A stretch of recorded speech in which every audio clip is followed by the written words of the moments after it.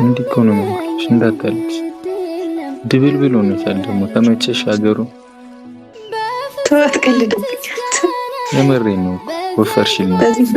በዚህ ፍጥነት ነው እንዴ? ጨቃጨቅሽ ከጭቅጭቅ ሲጠፋ ወፈርሽ አይደል? እስቲ እኔ ለምንድን ነው ወደታችን የምታይ? አልችልም። የምር ባይ እየመጣ ነው። አታልቅሽ በእግዚአብሔር። ፊትሽ አልተስማማሽም ነው አየሩ? እኔ እንጃ አላውቅም። ምን ሆኛለሁ? እኔ ናፍቄ ይሆናል። በቃ ነይ በማርያም። ምን ሆኛለሁ? አዩን ሽፍ ብሎብሻል ማለት ስናይ ይሆናል። ለምንድን ነው ተሻለቀሽው? ቆይ እኔ እኮ ቢያንስ እኔ ራሱ አንቺ እግዚአብሔርን ሊከብድ ይችላል እኮ ስሜቱ ምናምን፣ ግን በርትተሽ ሳይ ደስ ይለኛል።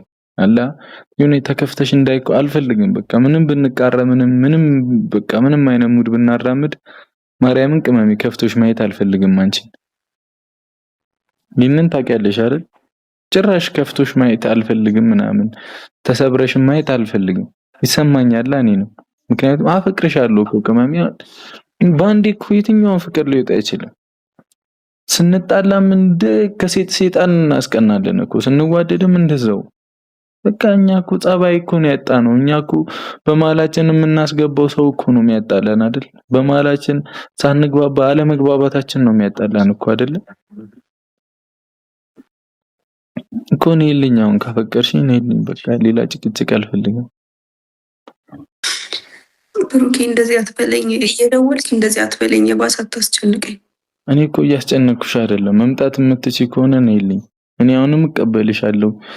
በቃ እንኳን አጠፋሽ የታባቱ ሆነ። በቃ ነይ ብቻ።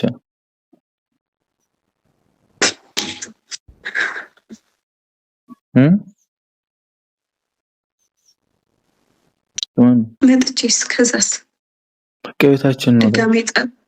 ድጋሜ እንደመጣሽ ነው ማስወልድሽ። እንደውም ትቀልዳለህ። እኔ እየቀለድኩ አይደለም፣ ግን ለምን እንጣላለን? ለምን በቃ ነይና ማርያምን መምጣት ትችያለሽ። መምጣት ወደዚህ